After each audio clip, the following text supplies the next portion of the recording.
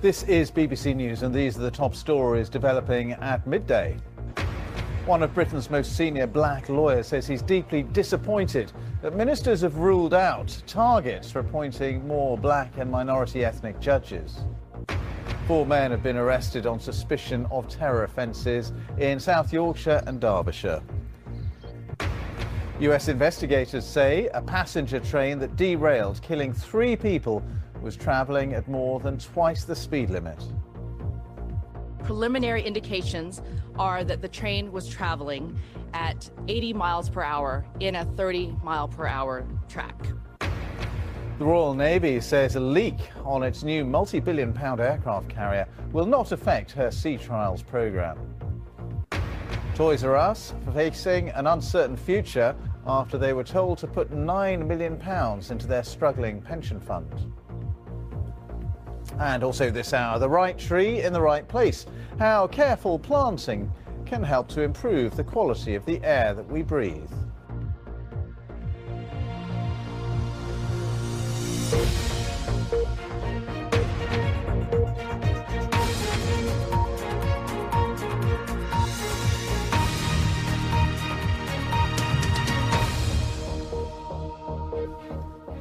Hello, good afternoon. It's Tuesday the 19th of December. I'm Ben Brown. Welcome to BBC Newsroom Live. The government has outlined how it plans to tackle claims of racial bias in the criminal justice system in England and Wales. The Justice Secretary, David Lidington, says he wants to implement a new principle of change or explain when it comes to evidence of racial discrimination. It comes after a report by the Labour MP David Lammy, which found evidence of systemic discrimination against people from black and minority ethnic backgrounds. Well, Mr Lammy said in his report in September that 25% of the prison population in England and Wales are black, Asian and minority ethnic. Or more than 2/5 of those in the youth justice system, that's 41%, are also from ethnic minorities.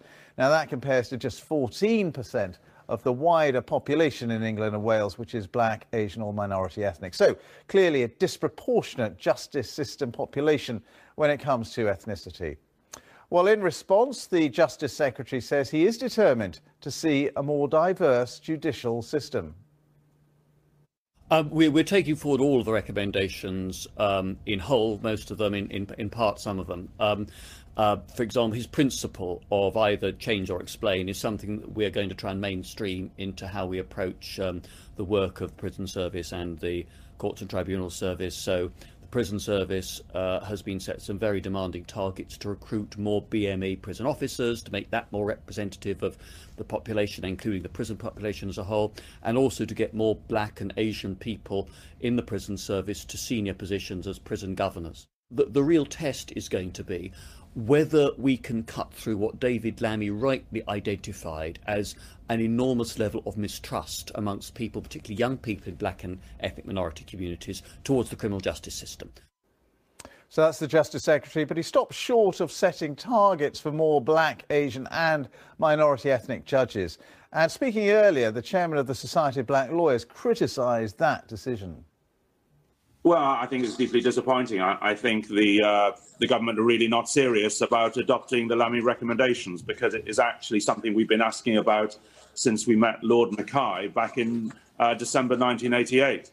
So this is nothing new. It's long overdue, and each discipline needs to have a target for the recruitment of BME judges, because the courts must, from the Supreme Court downwards, reflect those upon who it is seeking to sit in judgment. The targets were introduced across the public sector after the Stephen Lawrence inquiry, and it made an enormous difference to the recruitment of BME professionals and lay people across the board. And the magistracy and judiciary is absolutely no different. You have to have a target to work towards. And one of the things which we think has not been addressed by the government is the reform of the Sentencing Guidelines Council, which sets the parameters for sentencing of defendants, and also the need to actually monitor sentencing decisions by each court centre. You must have that, otherwise you really won't know whether any progress is being made or not. So that was Peter Herbert, chair of the Society of Black Lawyers. And now from Westminster, we can speak to the Labour MP, David Lammy, who published his review on racial discrimination in the justice system earlier on this year, and the government's announcement today based on his findings. Thank you for being with us. What do you make of the government's response to your report? Well, I'm obviously pleased that broadly the government have accepted the thrust of my review and my 35 recommendations, that they understand and get that we do need a system that explains what is happening or reforms it if they can't explain the numbers. We do need a system that is diverse across the board. We've got to be clear on what the data is telling us, and the government seems to have accepted the thrust of my recommendation. So I'm pleased about that. The proof will be in the pudding. I mean, we've got some really entrenched problems. 41% of our youth justice system coming from an ethnic minority background is very, very serious indeed, because it suggests that the pipeline into the adult population is likely to rise over the coming years. So I don't want to underestimate the scale of the challenge ahead of us in this country, and also to indicate that this is wasted lives, that many of these young people do not go on to get jobs. Many of them remain on job seekers allowance. All of this costs the taxpayers a lot of money. And of course, prison places cost an extraordinary amount of money indeed. That's why this is so serious. Now, nearly all of your recommendations have been accepted by the government, apart from the one about the judiciary. And the Justice Secretary says he doesn't think that setting targets is the right way to tackle underrepresentation in the judiciary. What do you make of that?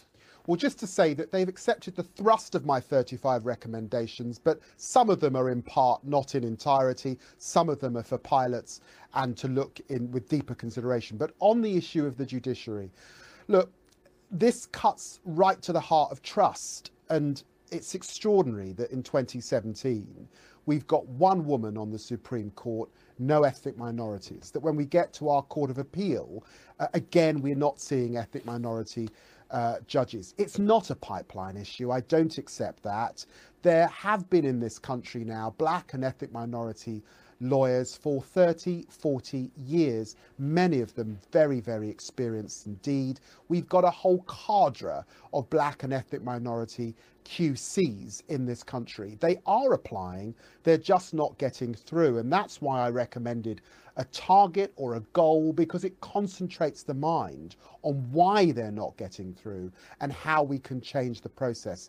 My real fear is that more of the same, fine words from our senior judiciary and from the Judicial Appointments Commission, we'll get the fine words, but actually it won't deliver the results. And so we'll be back here in 10 years' time with few women, few ethnic minorities making their way through.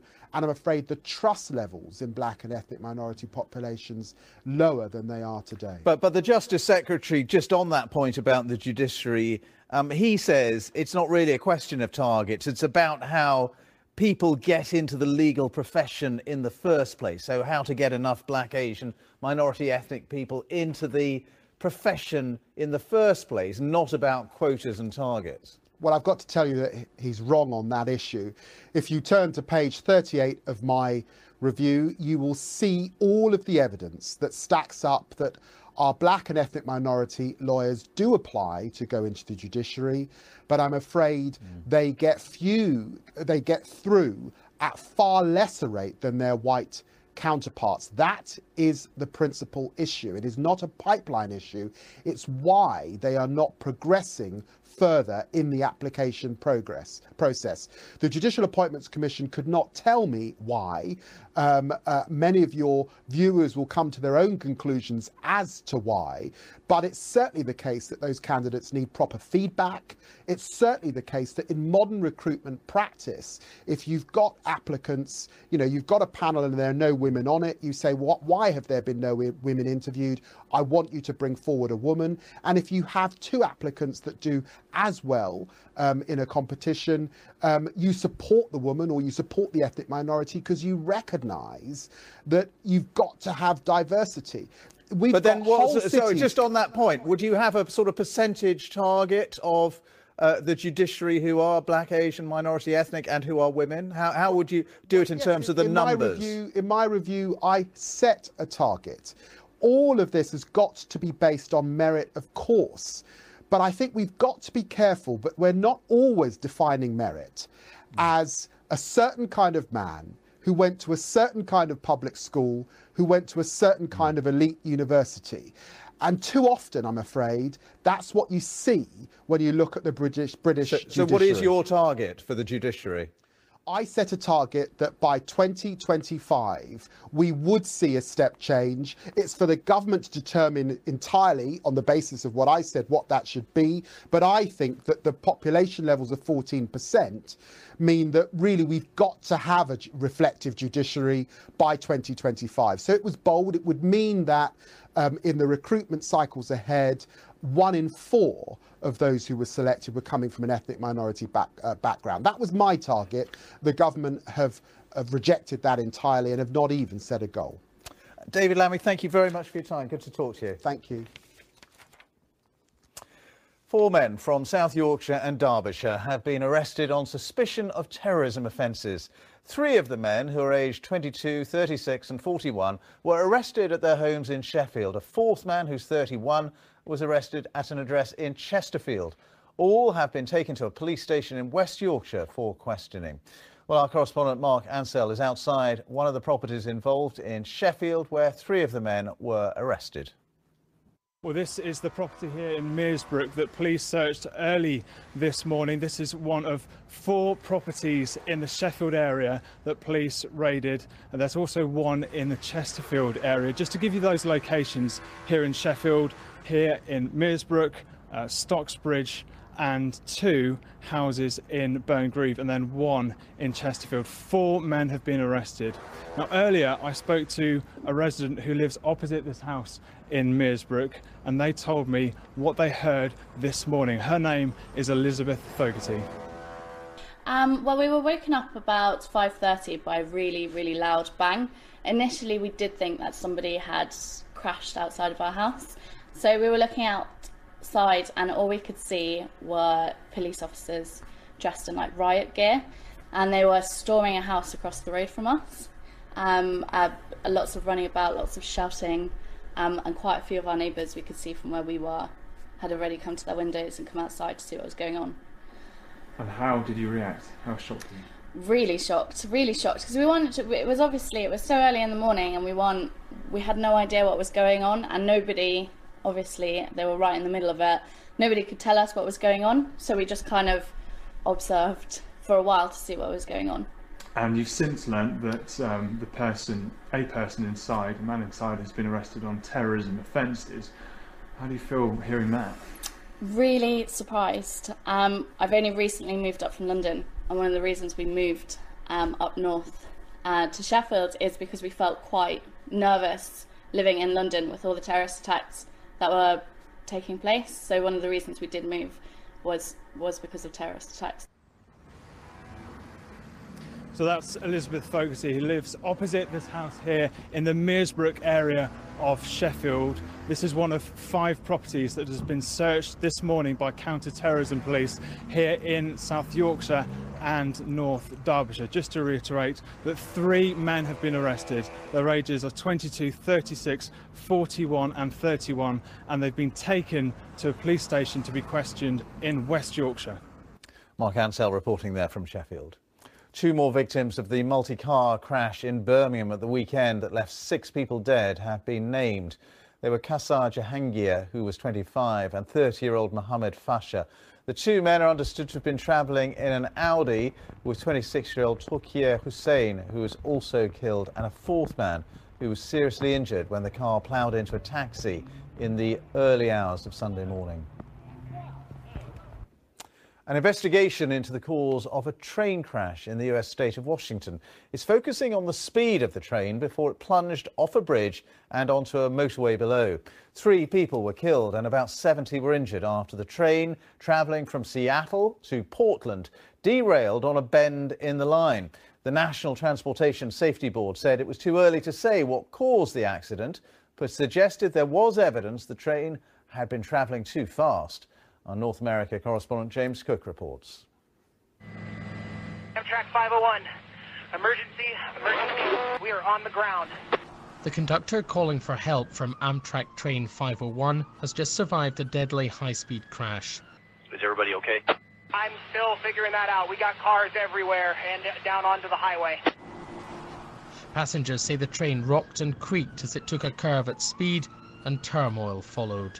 I just grabbed onto the chair in front of me for dear life. My laptop went flying, my phone went flying, it was all at the other end. People were screaming, it was crazy. The new express was taking a faster route from Seattle to Portland for the first time. The investigator in charge has obtained a download of the event data recorder on the rear locomotive. Preliminary indications are that the train was traveling at 80 miles per hour in a 30-mile-per-hour track. Some experts say the rail industry should have embraced technology to prevent such accidents years ago. It's really ridiculous. The amount of automation capability that we have and the fact they haven't implemented it yet, for somebody like me who's an engineer, is just pathetic.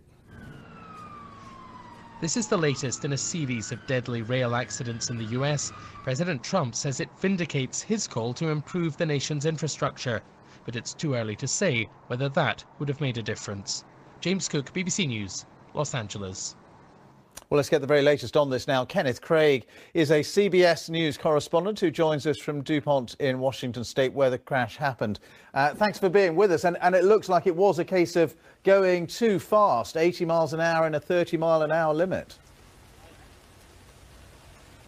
Yes, and we had that information very early on. There were reports in some of these tracking websites that track train travel and how fast trains are going and their locations. Early reports showed that this train was going upwards of 80 miles an hour, and then the NTSB confirmed that dramatic development overnight, that in fact it was traveling 80 miles an hour in a 30-mile-an-hour zone.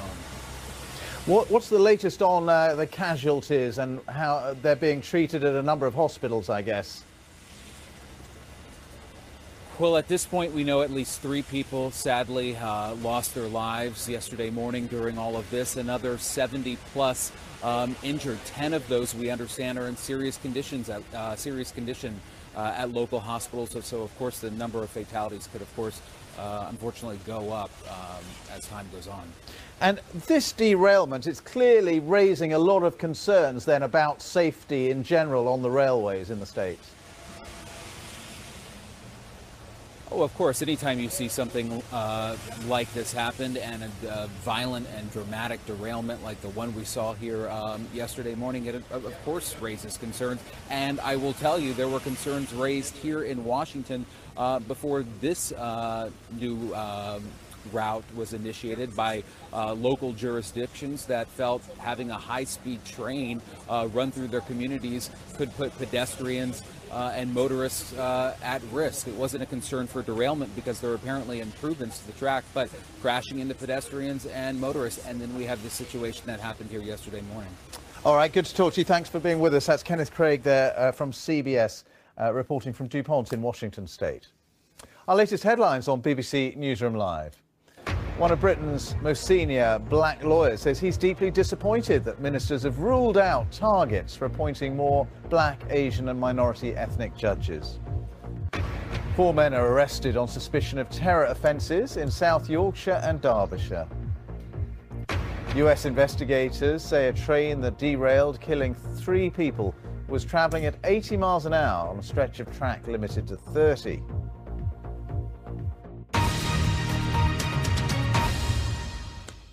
And Holly has all the latest sport for us. Hi, Holly. Hi there, Ben. We start with the news that an investigation is underway following those allegations of doping against the coach and agent of world champion sprinter Justin Gatlin. Now, the Daily Telegraph alleges that Robert Wagner and from a fire that swept through the Cameron House Hotel beside Loch Lomond yesterday. The young boy's parents were on their honeymoon when they found themselves trapped in their suite by the blaze, in which 2 people died. Many of the 200 guests who were evacuated returned home, while others were transferred to nearby lodges. Police Scotland say they are working with the Scottish Fire and Rescue Service to try to determine exactly how the fire broke out. The Royal Navy's new £3 billion aircraft carrier, HMS Queen Elizabeth, is leaking. The Navy's future flagship, which was commissioned by the Queen in Portsmouth earlier this month, has a problem with one of her propeller shafts. It's a little embarrassing for the Navy, as our defence correspondent Jonathan Beale now reports. Earlier this month, amid much fanfare, the Royal Navy's largest, most expensive warship was being commissioned into service by the Queen. I named this ship Queen Elizabeth. Hailed as the most powerful, capable warship ever to raise the White Ensign. But what the Navy did not say at the time was that she was leaking. According to the Sun newspaper, a fault with a seal around one of the ship's propeller shafts has left her taking on up to 200 litres of water every hour. The problem was first identified during her sea trials earlier this year. A Royal Navy spokesman insisted the fault was now scheduled for repair and that it would not prevent the 65,000-ton warship from sailing again early in the new year. It's not clear how easy or how much the repair will cost, but it's believed to be one of a number of snags that will have to be rectified by the contractors. The first F-35 international delivery. Meanwhile, MPs have issued a warning about the costs of the new aircraft that will eventually fly off her. The Commons Defence Select Committee says there's been an unacceptable lack of transparency over the F-35 jets, with one estimate that each plane will cost more than £150 million. The MOD, though, insists the multi-billion-pound programme is on track, on time and within budget.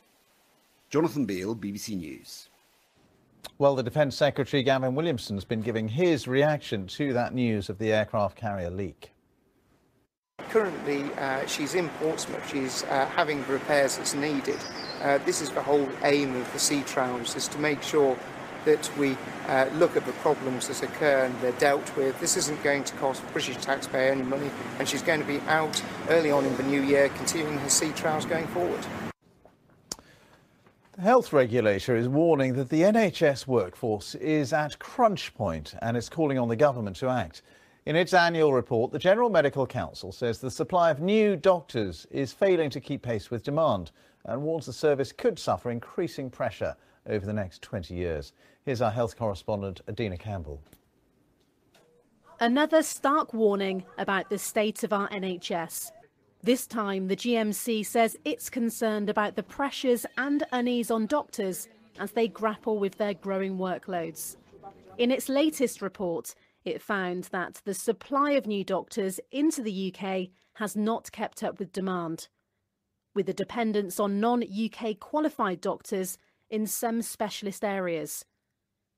There was also a risk that some overseas doctors were being put off working in the UK, and an ongoing strain on doctors' training.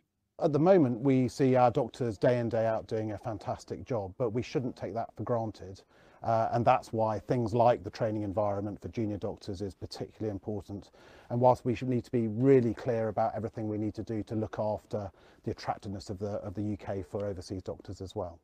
The Department of Health in England says the NHS currently has a record number of doctors, nearly 15,000 more since 2010, and is expanding the number of training places by 25%. Labour, though, has accused the government of mismanaging the NHS and says the workforce is in crisis. To meet the future needs of patients, the GMC now wants to reduce the burden on doctors, with improvements to their work-life balance through better training and flexible working conditions. Adina Campbell, BBC News. Well, we're going to discuss this now with Professor Helen Stokes-Lampard, who's chair of the Royal College of GPs. Thank you very much for being with us. So you would argue we simply need more doctors and specifically more GPs? Well, I would argue that, absolutely. I mean, general practice has the greatest proportion of contacts in the NHS. I mean, today, over 1 million people in the UK will be seeing a GP somewhere. And the reality is the workforce just hasn't kept pace with demand. Our population's getting older, and there are more things we can do for our patients. And as people get older, they develop more long-term conditions. And they all need treating, managing and supervision. So we do need more GPs. But we also need more other healthcare professionals too, more specialist nurses in the community, supporting GPs working as a team to deliver the care the patients deserve. The government will say they're putting more money into the health service and specifically they're training more doctors. Yes, it was great to hear last year that 1,500 more medical school places will be made available over the next few years. But of course, it takes a long time to train somebody right through to consultant GP level or indeed hospital consultant level, at least 10 years from starting medical school. And so this isn't a quick fix. And in the meantime, we all need to work together to make the NHS as efficient as it can be, to encourage patients to use the NHS judiciously, carefully, but also to use our other allied healthcare professional colleagues, and not just doctors, but the whole team, to deliver the best care to patients. And perhaps a message for patients is don't be surprised if you're offered an appointment with somebody other than your GP when you go to the surgery. Whoever you're offered to see will be highly trained and will know what they're doing. But in terms of wanting to create more GPs, if there are more doctors being trained, is it a question of not all, obviously not, a lot of doctors who are trained don't want to be GPs. Have you got to make the profession of being a general practitioner more attractive so that more of those doctors who are trained want to become GPs rather than hospital doctors or anything else? Absolutely, you've hit the nail on the head. What we need is to make general practice the attractive career that it once was. I mean, I would say that being a GP is the best possible job in the world when you're adequately resourced and supported, having that one-to-one relationship with patients over a period of time where you really understand the person and their social and psychological setup, not just their physical problems, and need to inspire younger doctors. It's a great place to be, stimulating and challenging career. And are you saying some GPs now don't find it that stimulating? It's all a bit of a rush. They have to cram everybody into short appointment times and so on. Yeah, a lot of GPs are really feeling the pressure. They're burnt out. The resources that are being promised aren't yet reaching the front line. So people are feeling disillusioned. And the problem we have is that people are leaving the profession in droves, or they're converting to working part-time because they just cannot cope with the intensity of the workload anymore. That's not good for anybody. It's not good for the system and it's not good for patients. Good to talk to you. Thanks for coming in. Pleasure. Helen Stokes-Lampard there, Chair of the Royal College of GPs. Thank you. OK, you're watching BBC News. Just coming to midday. Let's get a look at the latest weather prospects with Thomas Schaffernecker.